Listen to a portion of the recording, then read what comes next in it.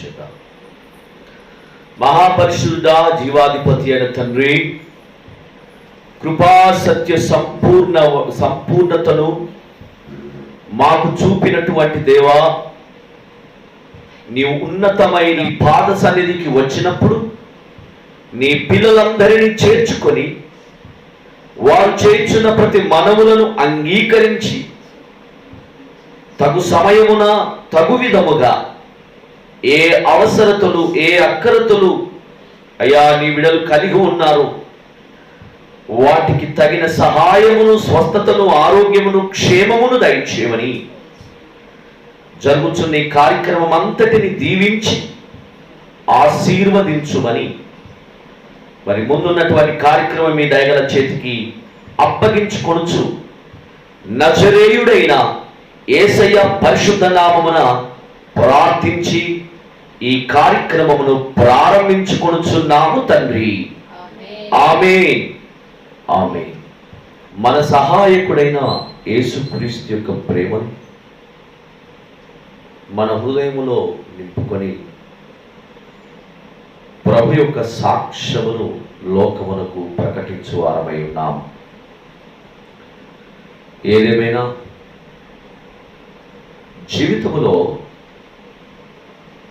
నాకు అర్థమైనది ఏమిటంటే, ఎవరైనా ప్రార్థన చేయకపోతే, ప్రార్థన మనస్సు లేకపోతే, ప్రార్థన అనుభవం లేకపోతే, ప్రేమించిన బిడ్డలారా,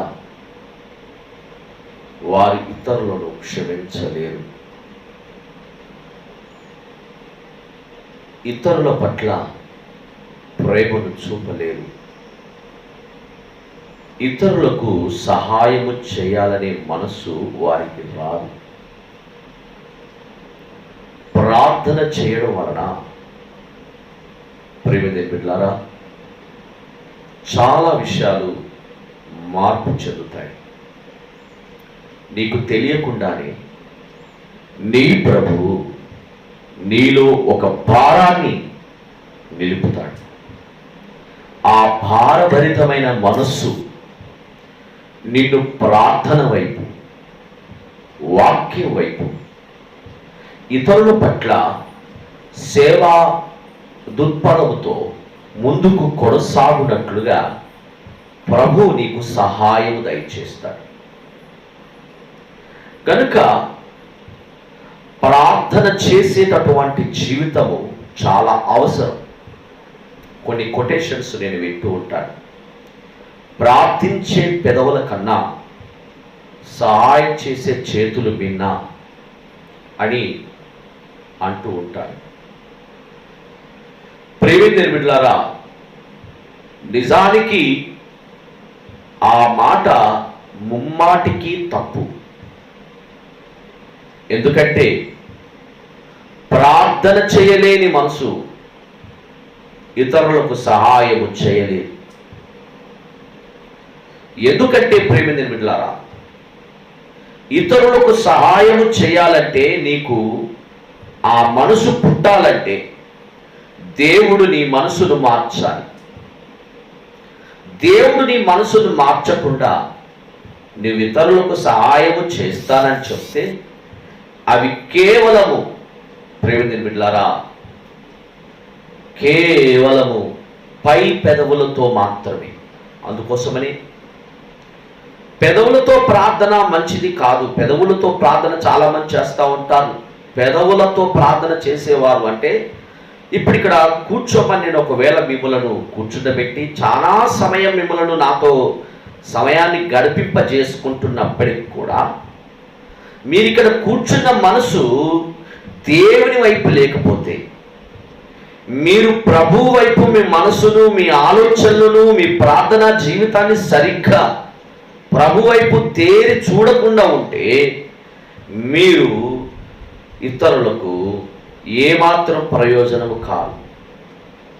కేవలం ప్రేమించిన బిడ్డలారా, నటించే పాత్రలు ఆశీర్వదించబడవు. పై పెదవుల ఆరాధన, పై పెదవుల ప్రార్థన దేవుడు అంగీకరించడు. మీద మీద మనసుతో బ్రతికేవారు చాలామంది ఉంటారు. కొంతమంది తెలుసని, ప్రభుకు తెలియని ఏమున్నది, నా ద్వారా జరగాల్సింది నా ద్వారా జరుగుతుంది అని అనుకుంటారు. కానీ నీ ద్వారా జరగాలనుకున్నప్పటికీ కూడా దేవుని సన్నిధిని నువ్వు ప్రార్థిస్తే తప్ప ఆ పని జరగదు. నీ ద్వారా చాలా జరగాలి, ఇప్పటికే ఎన్నో జరిగి తీరాలి. కానీ ఏ పని జరగట్లేదంటే నీ ప్రార్థనా జీవితము కేవలము నిష్ఫలం, కేవలము పై పెదవుల జీవితం, వేషధారణమైన జీవితం, అందరికీ కనిపించాలని నటించే జీవితం. దేవునికి కనిపించడానికి కావలసినది ఏమిటి? ప్రియమైన దేవుని బిడ్డలారా, దేవుని యొక్క సన్నిధిని ఈరోజు మనం అందరము కూడా అర్థం చేసుకోవలసినది, తెలుసుకోవలసిన చాలా నిజాలు ఉన్నవి. వాటిని మనం పరిశీలన చేసుకుంటూ ముందుకు వెళదాం. మరి ఈ రోజున నేను మీ ఎదుటికి ఒక అద్భుతమైన కార్యములను, ప్రపంచము ఏమిటి వింత అని చూసినటువంటి ఒక మంచి దేవునికి ప్రవక్తగా ఉన్నటువంటి యోనాను గూర్చి కొన్ని విషయాలు మనం పరిశీలన చేసుకుందాం. ప్రియమైన బిడ్డలారా, యోనా జీవిత చరిత్రలో కొన్ని విషయాలను మనం పరిశీలన చేసుకొని ఈ యొక్క కార్యక్రమాన్ని మనం ప్రార్థన వైపు మనల్ని మనం సిద్ధపరచుకుందాం. మంచిది. ప్రియమైన బిడ్డలారా, పరిశుద్ధ గ్రంథములో నుంచి యోనా గ్రంథము మనం తేరి చూస్తే, యోనాలో ఇక్కడ మనకు కనబడుతున్న ముఖ్యమైన విషయం ఏంటంటే, ఆనాడు ఉన్న ప్రవక్తలందరూ కూడా ఇశ్రాయేలీల యొక్క యూదులకు, ఇశ్రాయేలు యొక్క జనాంగమునకు మాత్రమే ప్రియమైన బిడ్డలారా మరి ఎక్కువగా వారు ప్రవచించుచు దేవుడిచ్చిన దర్శనాన్ని ప్రకటిస్తూ ఆ ప్రాంతాలన్నీ తిరిగి అక్కడున్న ప్రజలను ప్రభావితం చేస్తూ దేవుని ఉపదేశ క్రమాన్ని వారికి బోధిస్తూ, గద్దిస్తూ, జరగబోతున్న విపత్తులను వివరిస్తూ, దేవుని కోపాన్ని, దేవుని ఉగ్రతను తెలియపరుస్తూ అక్కడున్న ఇశ్రాయేలు యొక్క జనాంగాన్ని ప్రియమైన బిడ్డలారా ఎంతో ప్రభావితం చేస్తూ వస్తున్నారు. మారాలని, మార్పు చెందాలని దేవుడు తన ప్రవక్తలను ఇచ్చి అనేక చోట్లకి పంపిస్తూ, వారితో మాట్లాడిస్తూ, వారి ద్వారా ప్రజలను అక్కడ ఉన్నటువంటి తరతరాలు నిలబడాలని దేవుడు ఎంతో కోరుకున్నాడు. ఈ రోజున నా ప్రియమైన దేవుని బిడ్డలారా, దేవుని యొక్క సన్నిధానములో మనం అర్థం చేసుకోవాల్సిన విషయం ఏంటంటే, ఇశ్రాయేలు వద్ద ప్రకటించవలసినటువంటి ఆ సువార్తను ఈ రోజున ప్రియమైన దేవుని బిడ్డలారా ఒక అన్యుల మధ్యకి పంపబడుచున్న యోనా ఇంతవరకు నినివే అనబడుతున్నటువంటి పట్టణం, ఈ నినివే అనబడుతున్నటువంటి పట్టణము ద్వారా అసలు ఎక్కడా కూడా ఈ నినివే పట్టణస్థుల యొక్క పరిస్థితి వారికి అవసరం లేదు. వారు అన్యులు. వారు ఎలాంటి వారు అని అంటే ప్రియమైన బిడ్డలారా, ఈ లోకములో వారు యుద్ధ దేవతలను ఆరాధిస్తున్న వారిగా ఉన్నారు. వారి జీవిత చరిత్రను కొంత మనం పరిశీలన చేస్తే అక్కడ అనేకమైన సంగతులు మనకు కనబడతాయి. యోనా గ్రంథము మొదటి అధ్యాయము మొదటి 2 వాక్యాలను మనం జ్ఞాపకం చేసుకుంటే, యెహోవా వాక్కు అమిత్తయి కుమారుడైన యోనాకు ప్రత్యక్షమై ఇలాగు సెలవిచ్చెను. అమిత్తాయి కుమారుడైనటువంటి యోనా ప్రియమైన బిడ్డలారా మరి అన్యజనులకు సువార్త ప్రకటించబడుటకు పిలువబడలేదు. ఇతడు ప్రవక్తగా ఉన్నప్పుడు ఇశ్రాయేళ్ల మధ్య అనేక ప్రవచనాలు చేసినట్లుగా మనకు పరిశుద్ధ గ్రంథంలో కనబడుతుంది. అయితే ప్రియమైన బిడ్డలారా, ఇక్కడ 2వ వాక్యములో నినివే పట్టణస్థుల దోషము నా దృష్టికి ఘోరమాయను గనుక నీవు లేచి నినివే మహాపట్టణమునకు పోయి దానికి దుర్గతి కలుగునని ప్రకటింపుము. దానికి దుర్గతి కలుగుచున్నది అని ప్రకటింపుము అని వార్త వచ్చింది. చాలా విచిత్రమైన పరిస్థితి. అంతవరకు అన్యులకు సువార్త ప్రకటించలేదు, అన్యులకు సువార్త ప్రకటించలేదు ఈ ప్రవక్తలు. ఇప్పుడు దేవుడు క్రొత్తగా అన్యుల యొద్దకు వెళ్ళి ప్రకటించమని అంటున్నాడు. అన్యులెవరు? దేవుని సృష్టియే కదా. ఇది వారికి అర్థం కాదు. ఎందుకంటే ప్రియమైన బిడ్డలారా, ఇశ్రాయేలులో యోనాను పంపించి ఇది ఇలా జరుగుతుందని చెప్పడములో ప్రవక్తగా ఉన్నాడు గనక ఖచ్చితంగా వెళ్ళడానికి అతనికి మనసు ఉంది. కానీ విచిత్రమైన విషయం ఏంటంటే నినివే పట్టణం అనేబడుతున్నది. ఈ నినివే పట్టణం ఎలాంటిది అని అంటే ఇది ఇశ్రాయేలులకు ఒక అన్య దేశం, విగ్రహకరమైనటువంటి దేశం. దేవుడు నాశనమైపోయేటటువంటి దేశాన్ని కూడా జ్ఞాపకం చేసుకునేవాడు. ఆయన నాశనమైపోయేటువంటి దేశాలను జ్ఞాపకం చేసుకొని ఆ దేశానికి తన ప్రవక్తలను ఇచ్చి పంపిస్తాడు. ఈ రోజున ప్రియమైన బిడ్డలారా, యోనాను దేవుడు పంపిస్తూ ఉన్నాడు. యోనాను దేవుడు పంపిస్తూ ఉంటే యోనా దేవుని సన్నిధిలో ఆ మాటను అంగీకరించినట్లుగా మనకు అక్కడ లేదు. ఎందుకంటే అంతకుముందు అతను మరి యారోబాము, ఒకటే పేరుతో ఉన్నటువంటి యారోబాము అనబడుతుంది. ఇతను 2వ రాజు. ఈ యారోబాము కాలములో ప్రియమైన బిడ్డలారా ప్రవక్తగా ఉన్నటువంటి వ్యక్తి ఎవరు అనంటే యోనా. 2వ రాజుల గ్రంథము 14వ అధ్యాయము 25వ వాక్యాన్ని మనము జ్ఞాపకం చేసుకుంటే అక్కడ యోనాను కూర్చున్న ఒక చిన్న సంగతి అక్కడ రాయబడుతుంది. 2వ రాజుల గ్రంథము 14వ అధ్యాయము 25వ వాక్యమును జ్ఞాపకం చేసుకుంటున్నాం.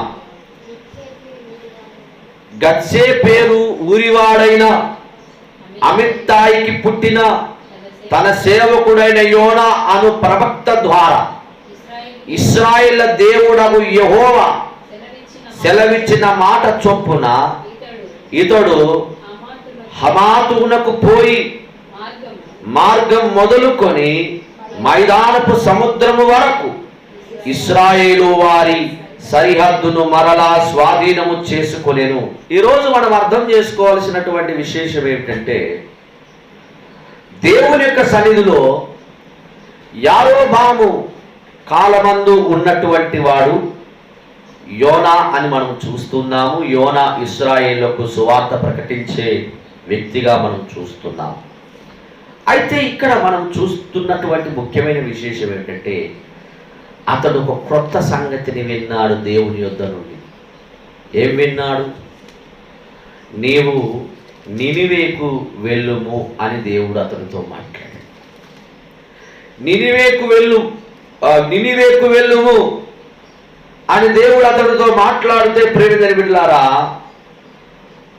దేవుని యొక్క సన్నిధిలో కనీసము దేవునితో మాట్లాడలేదు ప్రియమైన బిడ్డలారా. నేను మరి అక్కడికి వెళ్ళనయ్యా అని చెప్పినా బావుడు. కానీ ప్రియమైన బిడ్డలారా, అతడు అక్కడికి వెళ్ళకుండా తప్పు మీద తప్పు చేసేవారు చాలామంది ఉంటారు. అయితే యోనాకు ఆ యొక్క నినివే పట్టణం మీద అతనికి ఎందుకో కోపం తెలియదు. కానీ ఎందుకంటే నినివే పట్టణస్థులు చాలా చిత్రమైన మనుషులు. అక్కడికి వెళితే చంపబడతారు. ఎందుకంటే ఆ ప్రాంతము చాలా భయంకరమైనది. అక్కడ ఎవ్వరు కూడా ప్రియమైన బిడ్డలారా సున్నితమైన మనసుతో ఉండరు. ఆ ప్రాంతవాసులు చాలా కఠినమైన మనసులు కలిగినటువంటి వారు. అందుకే యోనా అక్కడున్న పరిస్థితులను మాత్రమే అతడు గుర్తిస్తున్నాడు. కానీ పంపిస్తుంది ఎవరు? దేవుడు. నీవు వెళ్ళు అని చెప్పింది దేవుడు. కానీ యోనాకు తెలిసిన సంగతి ఏమిటంటే తన అన్నదమ్ములు, యోనాకు కుటుంబం ఉంది, యోనాకు ఒక చెల్ల, ఇద్దరు తమ్ముళ్ళు, ఇతడు మొత్తము 3 కొడుకులు, ఒక కూతురు అమిత్తాయికి. కనుక ప్రేమించిన బిడ్డలారా, వారందరికీ ఒక చరిత్ర తెలుసు. మరి ఆ చరిత్రలో ముఖ్యంగా ప్రేమించిన బిడ్డలారా, ఇక్కడ ఉన్నటువంటి యోనాకు తెలిసినటువంటి విషయం ఏంటంటే అక్కడ ఉన్న ప్రజలు చాలా కఠినులు. ఎంత కఠినులు అంటే ప్రేమించిన బిడ్డలారా, ఒక మాటలో చెప్పాలంటే, మనము చెట్లు పెంచుతాం కదా, చెట్లు పెంచుతామంటే దాని పక్కపొంటి గడ్డి పెరుగుతుంది. మనం మంచి చెట్లను పెంచేస్తాము. ఆ మంచి చెట్ల చుట్టూ కొంత వేరే అవి అక్కడికి రాని కొన్ని చెట్లు పెరుగుతూ ఉంటాయి. అలాంటి చెట్లు పెరిగినప్పుడు ప్రేమించిన బిడ్డలారా, వాటిని మనము ఈ చెట్లతో సమానంగా వాటిని చూడలేము. వాటిని సింపుల్గా తీసి పారేస్తాం. ఎందుకంటే ఆ చెట్టు అడ్డుగా, ఆ అక్కడికి రానటువంటి ఆ చెట్లు, చిన్న చిన్న చెట్లు, ఆ మొలకలు పెరిగిన తర్వాత వాటిని పెరిగి పారేస్తాం. ఎంత సులువుగా పెరికేస్తామంటే అయ్యో ఇవెందుకు తీసేయాలి అనే ఆ ఫీలింగ్ మనకు కలగదు. అక్కడికి రానటువంటి చెట్లు ఏవైతే ఉన్నాయో అవి అక్కడకు రావు కనుక దాన్ని తీసేయడం ఉత్తమం అని చెప్పేసి వెంటనే తీసేస్తాం. ఎంత సులువుగా తీసేస్తామో, నినివే పట్టణస్తులు ఎలా ఉంటారంటే ఒకరి ప్రాణము తీయుటలో అంత సులువాట. ఒకరి ప్రాణము తీయుటలో అంత సులువు, సింపుల్గా తీసేస్తారు. ఒకరిని చంపేయడం అంటే ఈజీగా చంపేస్తారు. కనుక ఎందుకు చంపాలి, ఏంటిది అని నేరము, అక్కడ తీర్పు ఇవన్నీ ఉండవు ప్రేమించిన బిడ్డలారా. చంపేయాలంటే చంపేస్తారు అంతే. అందుకే అక్కడ ఉన్నటువంటి మనుషుల యొక్క దేవతారాధన ఎలా ఉందంటే, వారాట ప్రేమించిన బిడ్డలారా యుద్ధ దేవతలకు ఆరాధన చేసేవారట. అక్కడ ఉన్నటువంటి ప్రజలు యుద్ధ దేవతలకు ఆరాధన. యుద్ధ దేవతలు అనబడుతున్నటువంటివన్నీ కూడా ఎలా ఉంటాయంటే, ఇప్పుడు చూడండి ప్రేమించిన బిడ్డలారా, మనం చూస్తూ ఉంటాం ఈ మధ్యకాలంలో ప్రేమించిన బిడ్డలారా, మరి పిల్లలు కొన్ని ఆటలు ఆడుతూ ఉంటారు. ఆటల పేరు పబ్జీ అని ఈ మధ్యకాలంలో ఒక విచిత్రమైనటువంటి ఆట. ఆ గేమ్లో ప్రేమించిన బిడ్డలారా ఎలా ఉంటుందంటే, వాడు ఒక గన్ను తీసుకొని లేకపోతే ఒక బాంబు తీసుకొని వానికి కొన్ని ఆప్షన్స్ ఇస్తూ ఉంటుంది అన్నట్టు. అది అందులో ఉన్నటువంటి ఆ గేమ్లో ఆ ఆప్షన్స్ అన్నీ కూడా తీసేసుకొని ఎదుట ఉన్నటువంటి వ్యక్తులను కాల్చుకుంటూ వెళ్ళిపోవడమే, చంపుకుంటూ వెళ్ళాలి. అలా వెళ్ళిపోతున్నటువంటి విషయంలో ప్రేమించిన బిడ్డలారా, ఒకవేళ అలా చంపుతూ వెళుతూ ఉంటే ఆ మార్గంలో వీడు కూడా చావాల్సిన పరిస్థితి ఉంటే అప్పుడు వానికి గిల్టీ ఫీలింగ్ వెరైటీగా మారిపోతుంది. నేను ఎందుకు చచ్చిపోయాను అనే ఆ ఫీలింగ్లోకి వెళ్ళిపోతున్నాడు. ప్రేమించిన బిడ్డలారా, అది ఆటే కావచ్చు కానీ ఆ ఆటలో వాళ్ళు బానిసలైపోతున్నారు చాలా మంది. ఆ గేమ్లో ప్రేమించిన బిడ్డలారా వాళ్ళు అలా బానిసలైపోతూ ఉంటే, మరి ఇప్పుడు వీళ్ళు ఆరాధిస్తున్నటువంటి దేవతలు ఎవరిని ఆరాధిస్తున్నారు? యుద్ధ దేవతలను ఆరాధిస్తున్నారు. అంటే వాటికి ప్రేమ, శాంతి, సమాధానం, అనురాగం ఇవేవి కూడా ఉండవు. కఠినమైనటువంటి తత్వం, బండలాంటి హృదయం కలిగినటువంటి ఆ జీవితంలో ప్రేమించిన బిడ్డలారా సున్నితమైన ఆలోచనలు చేయరు. అంటే కత్తి చేత పట్టినవాడు కత్తి చేత మరణిస్తాడు అని వాక్యం సెలవిస్తుంది. అంటే యుద్ధ సంబంధమైనటువంటి ఆలోచన ఉన్నవాడు యుద్ధముతోనే చనిపోతాడు. మరి ఇప్పుడు అక్కడ ఉన్నటువంటి ప్రజల స్వభావము అలాంటిది కనుక ఇక్కడ యోనా ముందే తీర్మానం చేసుకున్నాడు. ఎందుకంటే అలాంటి ప్రజల మధ్యకు వెళ్ళి ప్రకటించడం అనేది కాని పని. ఎందుకంటే వారి స్వభావం చెడ్డది. వారి స్వభావం ఎలాంటిది? చాలా భయంకరమైనది ప్రేమించిన బిడ్డలారా. వాళ్ళు మారే అంత మనుషులు కారు. వాళ్ళ జీవితం కఠోరమైంది. వాళ్ళు ఎప్పుడు యుద్ధం. వాళ్ళ మనసు అంతా కూడా యుద్ధంతో నిండుకుంటుంది. వాయి వరుసలు ఉండవు. ప్రేమించిన బిడ్డలారా చేసే తప్పుకు ప్రేమించిన బిడ్డలారా వారి క్షమాపణ అనేది ఆ ఫీలింగే రాదు. ఇతరులకు క్షమాపణ అడగాలి అనే ఆ ఫీలింగ్ లేదన్నట్టు వాళ్ళకి. కఠినమైన మనసు, చంపేయాలంటే చంపేయాలి అంతే. వద్దంటే వద్దు అంతే, వాడు భూమి మీద ఉన్నదంటే ఉండొద్దు, అంత కఠినమైనటువంటి మనసు. అందుకే ఇక్కడ యోనా అక్కడున్న ఆ చరిత్రను తెలుసుకొని అలాంటి వారి మధ్య ప్రకటించడము, ఇంకెవరినైనా పంపించు కానీ నన్ను పంపించకు అనే తిరస్కారాన్ని తర్షీసు ద్వారా చూపిస్తున్నాడు.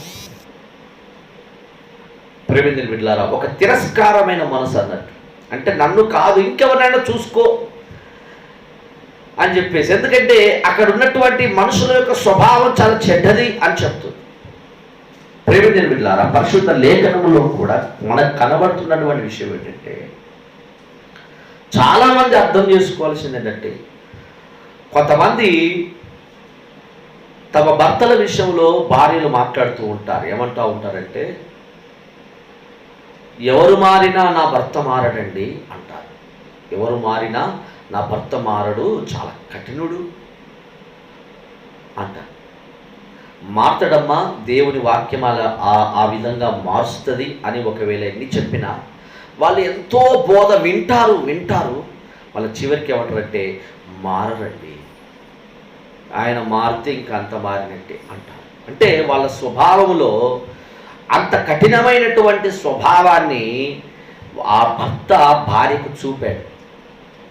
రోజు రోజు రోజు రోజు కల్లారా చూస్తున్నటువంటి ఆ భార్య భర్త యొక్క మార్పు కలుగుతుందని ఎప్పుడూ నమ్మట్లేదు. ఎందుకంటే ఎన్నో ప్రమాణాలు చేశాడు, ఎన్నోసార్లు నేను ఇట్లా మారుతాను, నేను అలా మారుతాను, నేను ఈ రోజు నుంచి త్రాగుడు మారుతాను, ఈ రోజు నుంచి నేను ఎక్కడికి తిరగను, ఇక్కడ నుండి నేను చక్కగా పనిచేసి ఆ కష్టార్జితాన్ని తీసుకొచ్చి మీకే ఇస్తాను, ఇదిగో మన ఇంటికి కావలసిన వస్తువులు తీసుకొస్తా అన్నీ చెప్పి మళ్ళీ బయటకు వెళ్ళిందంటే ఆ మనిషి మళ్ళీ మారి, మళ్ళీ తాగుబోతుగా, మళ్ళీ తిరుగుబోతుగా, మళ్ళీ మాట వినని వ్యక్తిగా, మళ్ళీ ఇంటిని గలిబిలి చేసి అసమాధానాన్ని తీసుకొచ్చే వ్యక్తిగా మళ్ళీ చూస్తే, ఇక అలా చూస్తూ చూస్తూ చూస్తూ ఎన్ని రోజులని ఆమె అతన్ని కనిపెట్టుకొని చూసిందో, ఇప్పుడు ఆమె హృదయం ఏమైపోయిందంటే కఠినమైపోయింది, చాలా కఠినమైపోయి ఇక నా భర్త మారడండి అంటది.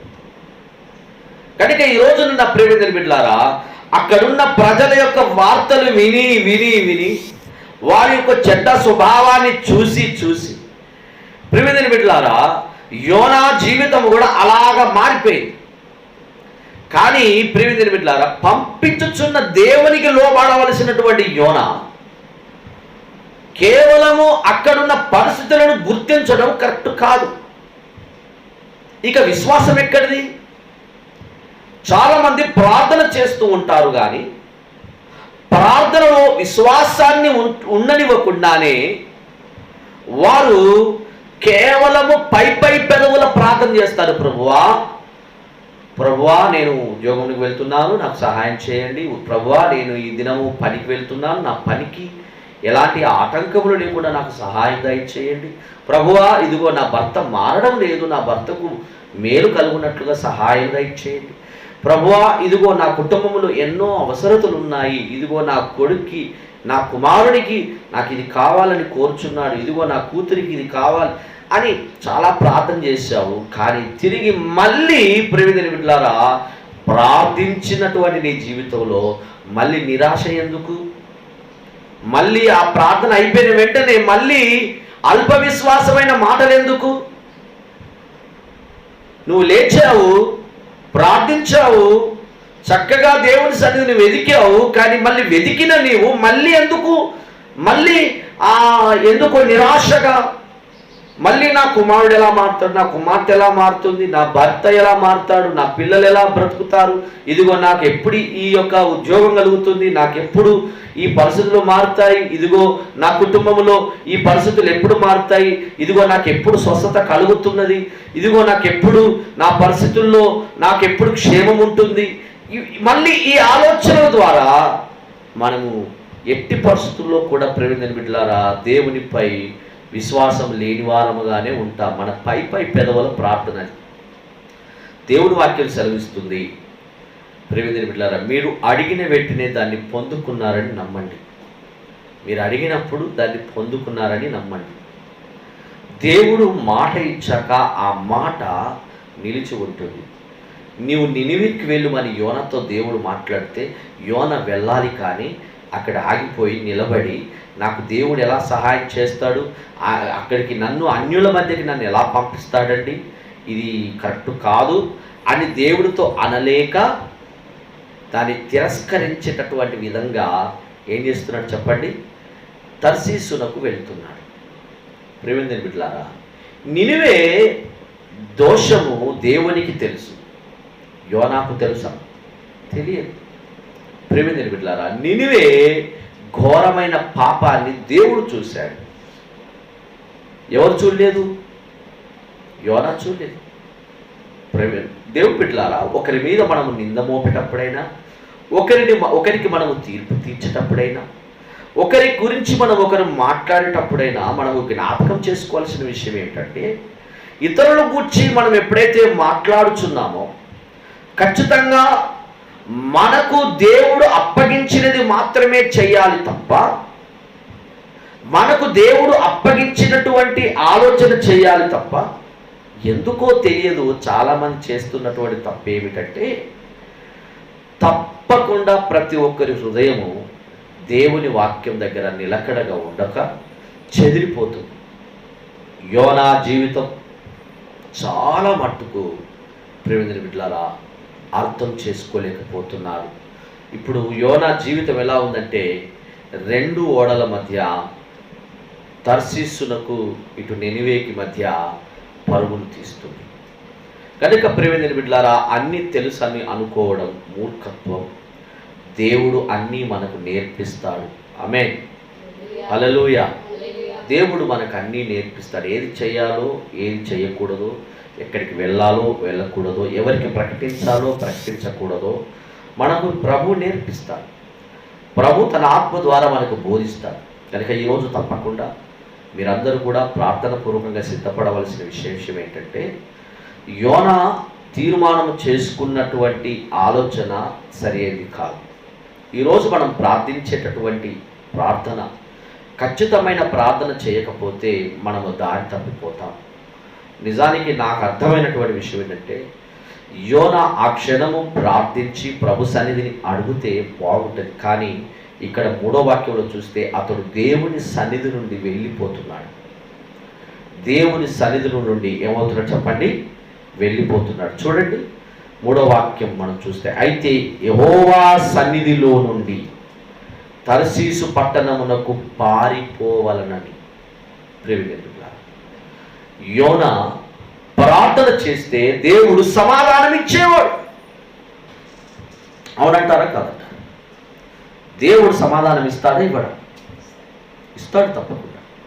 కానీ ఇక్కడ ఎందుకో యోనా దేవుని సన్నిధిలో నుంచి ఏమైపోతున్నాడు, పారిపోతున్నాడు.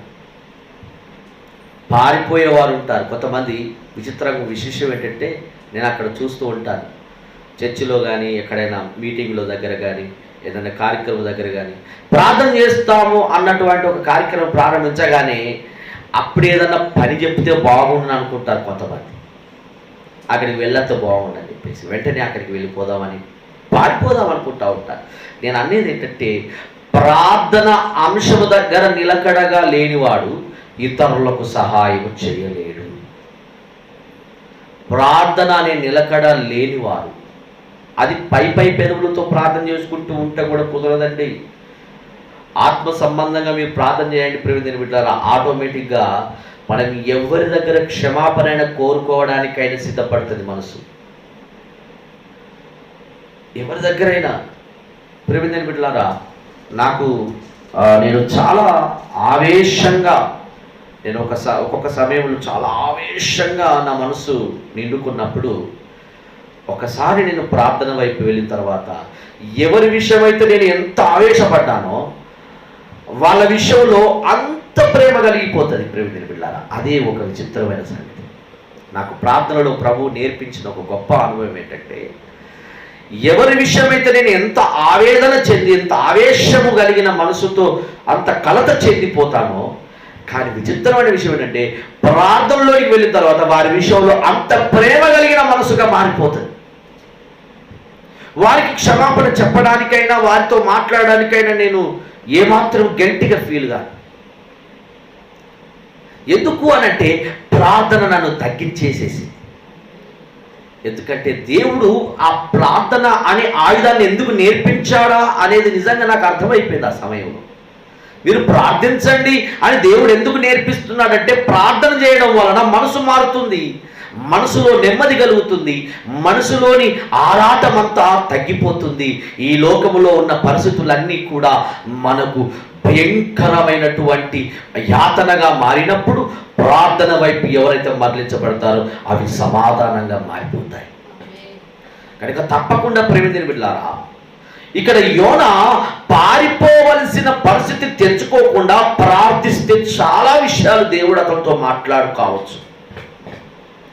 ఒకవేళ ప్రభు నేను అక్కడికి వెళ్ళలేను అని అంటే ప్రభు సన్నిధిలో ఎవరైతే, నేను చెప్తున్నాను ప్రేమికుని బిడ్డలారా, ప్రార్థన చేస్తే, ఆమేన్, హల్లెలూయా, ప్రార్థన చేస్తే బ్రతుకులో మార్పు వస్తుంది. మార్పు వస్తుందండి ప్రేమికుని బిడ్డలారా.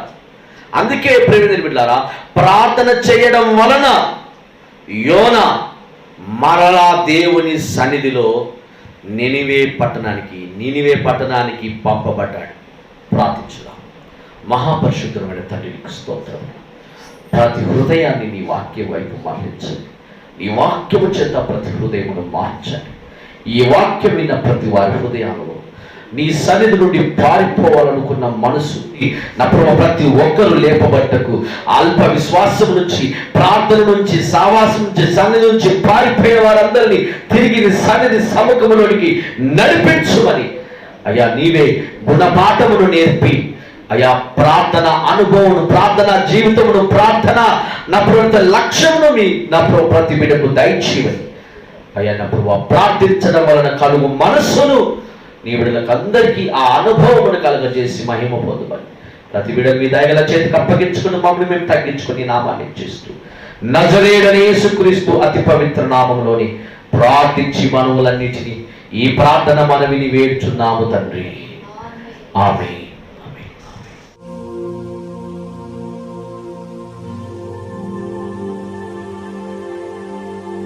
మా చిరునామా హల్లెలూయా మినిస్ట్రీస్, పాత బస్టాండ్ మందమరి మరియు సుభాష్ నగర్, వేంపల్లి, మంచిర్యాల జిల్లా.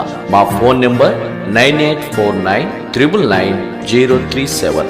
మరొకసారి 984999999037.